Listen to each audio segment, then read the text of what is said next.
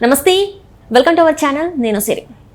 విశాఖ ఉక్కు ఫ్యాక్టరీ అయితే ఇంకా ప్రైవేటీకరణ లేదు అని చెప్పేసి కరాఖండిగా చెప్తున్నారు చంద్రబాబు నాయుడు గారు. అయితే అసలు ఏం జరిగింది ఏంటి? ఎందుకంటే కేంద్ర మంత్రులు కూడా వచ్చి విశాఖ ఉక్కు ఫ్యాక్టరీని సందర్శిస్తున్న సందర్భం ఇది.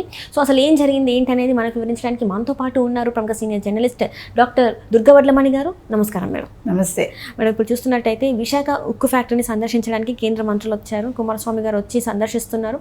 అయితే ఇన్ని రోజులు విశాఖ ఉక్కు ఫ్యాక్టరీ ప్రైవేటీకరణ అవుతుంది అని చెప్పేసి గత ప్రభుత్వంలో మనం చూసాం ఏమైంది. కానీ ఇప్పుడు మాత్రం మోదీ గారు తగ్గారు. ఇంకా విశాఖ ఉక్కు ఫ్యాక్టరీ అనేది ప్రైవేటీకరణకే కాదు అని చెప్పేసి మరి మాట్లాడుతున్నారు. ఇందులో ఎంతవరకు వాస్తవం ఉందంటారు? వాస్తవం ఉందండి, ఉండి తీరాలు కూడా. ఉక్కు భారీ పరిశ్రమ శాఖ మంత్రులు ఎవరైతే ఉన్నారో కేంద్రంలో ఆయన వచ్చారు, కుమారస్వామి గారు. ఆయన వచ్చి ఒక హామీ ఇచ్చారు. మొత్తం ఆయన ఉక్కు ఫ్యాక్టరీ అంతా చూశారు, steel factory, Visakha steel factory మొత్తం సందర్శించి, అది సందర్శించాక ఆయన ఒక మాట అన్నారు, నేనైతే ఇప్పుడు నిర్ణయం నాది ప్రకటించలేను, నేను ఒక్కసారి మోదీ గారికి మొత్తం వివరించి ఆయన దగ్గర అనుమతి తీసుకుంటాను. నేను ఇప్పటికైతే మీకు విశాఖ ఉక్కునైతే ప్రైవేటీకరించమని ఆయన హామీ ఇచ్చారు. కాకపోతే శంఖంలో పోస్తే కానీ తీర్థం కాదు కదా.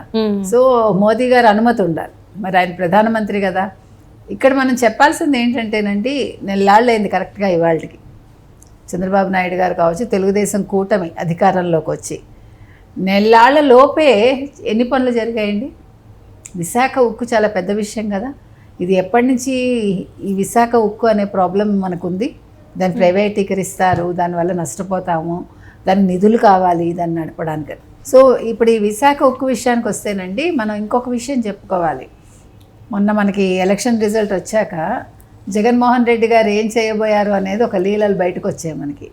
విశాఖ ఉక్కుని మూయించేసి అందులో 25,000 ఎకరాలు ఎంతో తీసేసుకుని అక్కడ సెక్రటేరియట్ కట్టేయాలి, లేకపోతే రియల్ ఎస్టేట్ చేసేయాలి అని అనుకున్నాడు కదా.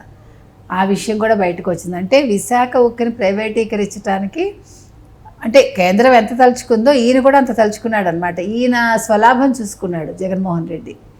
ఎంత అన్యాయం అండి. అంటే వీళ్ళు వైజాగ్ ఓ పక్క అక్కడ రిషికొండలో తవ్వేసి ఒక 5 భవనాల సముదాయం నిర్మించేసుకున్నారు.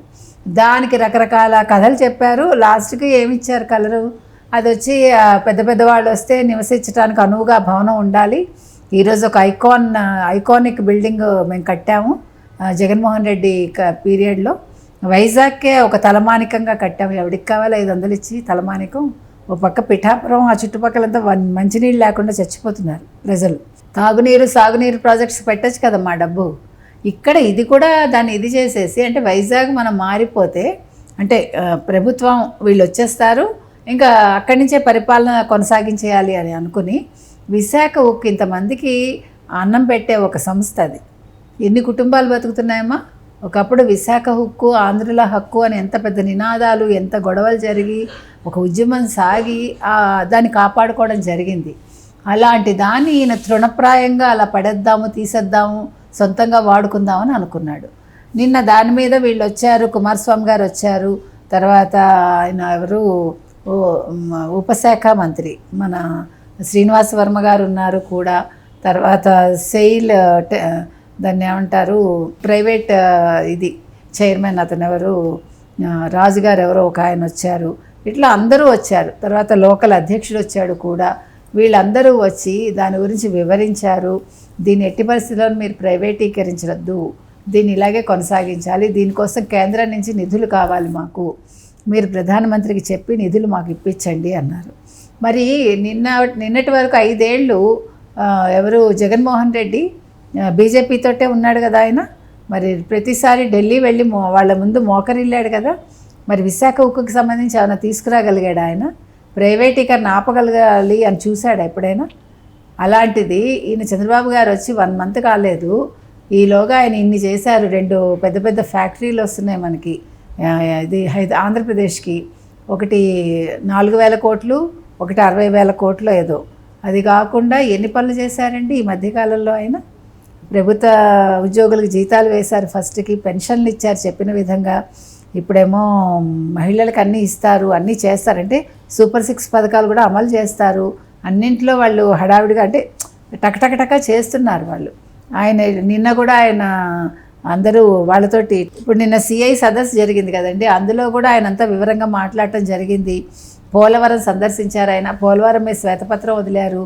తర్వాత అమరావతి మొత్తం చూసి అమరావతి మీద ఒక శ్వేతపత్రం తీసుకొచ్చారు. నిన్ననేమో 3వ శ్వేతపత్రం విద్యుత్ మీద తీసుకొచ్చారు.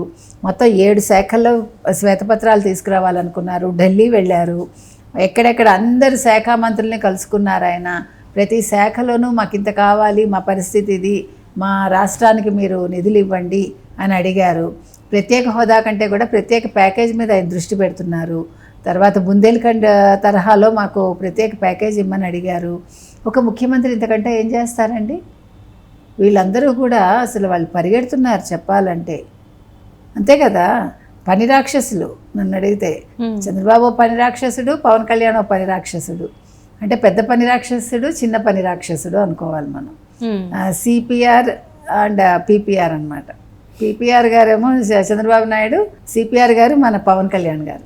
ఎందుకు చెప్తున్నామంటే వాళ్ళు పని తప్ప ఇంకోటి లేకుండా ఉన్నారు. వాళ్ళు రాష్ట్రానికి నిధులు కావాలి, నిధులు ఎలాగా, ఈ ఒక్క అంశం మీదే కేంద్రీకరిస్తున్నారమ్మా. అలాగని అన్ని శాఖలు పర్యవేక్షిస్తున్నారు, అన్నీ చేస్తున్నారు. అందులో భాగంగా నిన్న ఈ స్టీల్ ప్లాంట్ ఇది జరిగింది. సో కుమారస్వామి అక్కడ అన్నీ చూసి, ఆ కార్యాలయంలో వాళ్ళకి వచ్చిన అవార్డ్స్ అవన్నీ చూసి వాళ్ళని అభినందించాట. ఆయన అభినందించి ఏం చేసినా కూడా ఆయన మోదీ గారితో మాట్లాడి నిధులు ఇప్పించాలి, ఈ ప్రైవేటీకరణ జరగకుండా చూడాలి ఆయన హామీ ఇచ్చారు. ఆ ఇచ్చిన దాన్ని నిలుపుకోవాలి. ఢిల్లీ వెళ్ళాక, మళ్ళీ ఢిల్లీ వెళ్ళాక మాట మార్చకూడదు. మనం కోరుకునేది అదొకటే. అంటే ఇప్పటివరకు చూస్తుంటే ఎక్కువ ప్రైవేటీకరణ గురించే వచ్చింది.